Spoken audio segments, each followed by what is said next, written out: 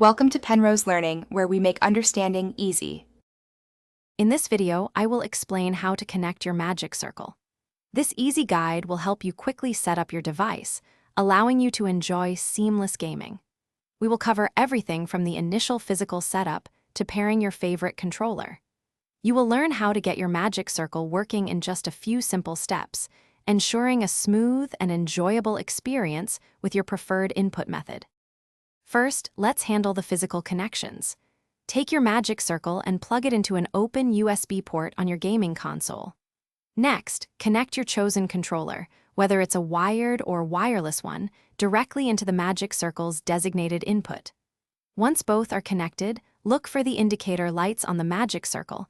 They should illuminate, showing it has power and is ready for the next step. Now, let's pair your controller.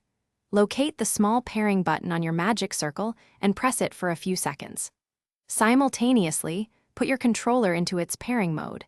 This usually involves holding down a specific button.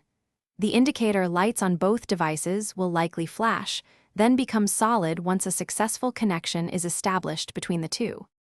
With your controller paired, it's time to test it out.